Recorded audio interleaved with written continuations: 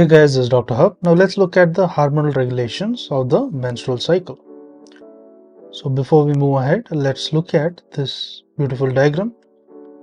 So this signifies the presence of the ovarian cycle. So we see a growing follicle, there is ovulation which is taking place, and there is a corpus luteum being formed, and then lastly the corpus albicans. So how is the body temperature? So the body temperature is about 36, and then there is a slight peak during ovulation and then it comes down. So how is the anterior pituitary hormone? In terms of the anterior pituitary hormones, the LH it peaks. So the LH it peaks, and when does it peak? The LH it peaks during the ovulation. Next is the presence of the FSH. The FSH it slightly peaks and it is above the level of the LH, and there is a peak, but the peak is below the level of LH and it moves on above the LH. So the FSH it moves above the LH. Next is the ovarian hormones. The ovarian hormones, there is a estradiol that peaks and it comes down during the ovulation, and then there is another flat peak arch. So when you look at the progesterone there is a decrease and then it increases on towards the corpus luteum. So when you're looking at the uterine cycle, so here in the uterine cycle there is the presence of the menses in the follicular phase, that is 0 to 14 days of ovulation. Then comes the luteal phase, that is up to the 28 days, and then comes the menses. Now let's break it down and understand some hormonal regulations. So what do I mean by hormonal regulations? So it's easier. Let's divide it from the early to the mid follicular phase. So the first phase we're going to see is early to the mid follicular. So early to the mid follicular phase. So here as usual we have the hypothalamus giving rise to the GnRH. So hypothalamus, GnRH, then comes the PG, that is the pituitary gland. And post PG there is the FSH and the LH. So there is FSH as well as the presence of the LH. So this FSH it gives rise to the granuloma cells. So there is granulosa cells.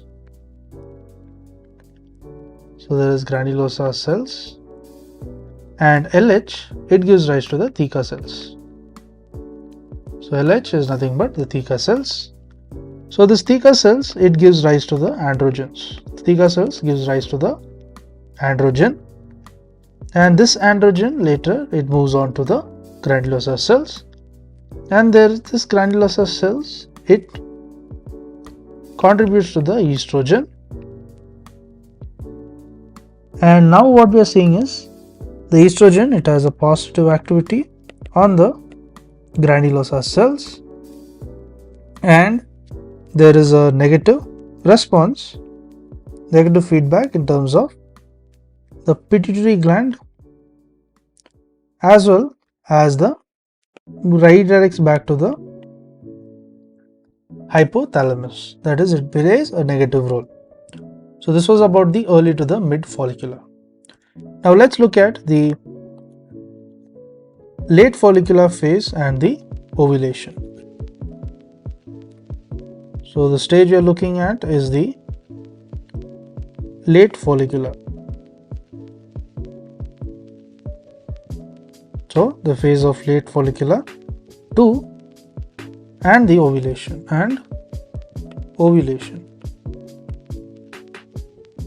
So here what we have is there is a hypothalamus, and as usual there is a GnRH. So the hypothalamus, there is GnRH, there is the PG, that stands for the pituitary gland. Then comes the presence of the FSH. Then there is FSH. There is also the presence of LH. So FSH, what does it give? It gives rise to the granulosa cells. So there is granulosa cells. Then the LH. LH stands for the theca cells. So LH is nothing but the presence of the theca cells. So the theca cells, it gives rise to the presence of the androgens. So theca cells, it gives rise to the androgens. This androgen acts upon gives rise to the granulosa cells. And now what we are seeing is this granulosa cells, it gives rise to the inhibin. So under the granulosa cells, there is presence of the inhibin. Then there is also the estrogen. The increase in the estrogen. And there is another category, that is the small amount of the progesterone. There is small amount, and this is of the progesterone. Now let's analyze this. So the inhibin, it plays an inhibitory role, and towards what and all? So it plays an inhibitory role towards the FSH, then also towards the pituitary gland, that is the PG, and whereas there is a positive, and this is to the hypothalamus. So there is a positive to the hypothalamus. Now let's look at the other hand. There is the small amount of progesterone. So the small amount of progesterone.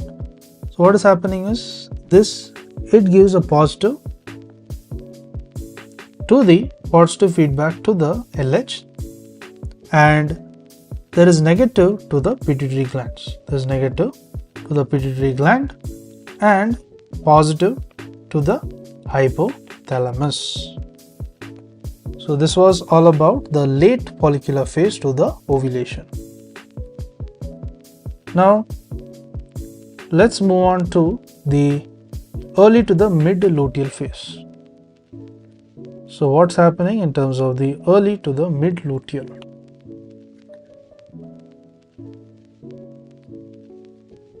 The earlier to the mid luteal phase. So what do we have? There is the hypothalamus. First there is hypothalamus. So hypothalamus gives rise to the GnRH. This gives rise to the pituitary gland, and pituitary gland there is the FSH and the LH. So there is FSH and LH.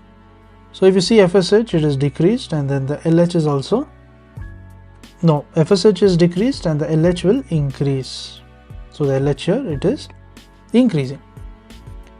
Then what we see is there is also the presence of the corpus luteum. The corpus luteum, what it does is there is an increase in the estrogen as well as the progesterone and the inhibin. So there's increase in three things. So what it does is there is an inhibitory response to that of the prostaglandin, pituitary gland and the hypothalamus. Two places there is a negative activity which is taking place. Next is we want to look at the late luteal phase. So let's write it down. The late luteal phase. So under the late luteal phase, there is presence of the GnRH. So there is the presence of the GnRH. The GnRH will give rise to the pituitary gland. So GnRH will give rise to the, let's write it as pituitary gland, and in presence of the toxic secretions. So in terms of the toxic secretion, what do we have? So there is the FSH. The FSH, as usual, this FSH and the LH. FSH is increase in FSH and increase in the LH. So what is happening as we increase, there is increase in FSH leads to the new follicles develop. So there is nothing but the new follicles. So there's presence of new follicles which develop. And let's look at the LH. So increase in LH, it leads to the corpus luteum.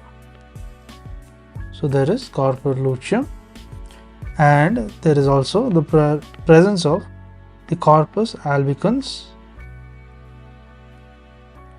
and this leads to the decrease in the estrogen and the progesterone. The decrease in estrogen as well as the progesterone.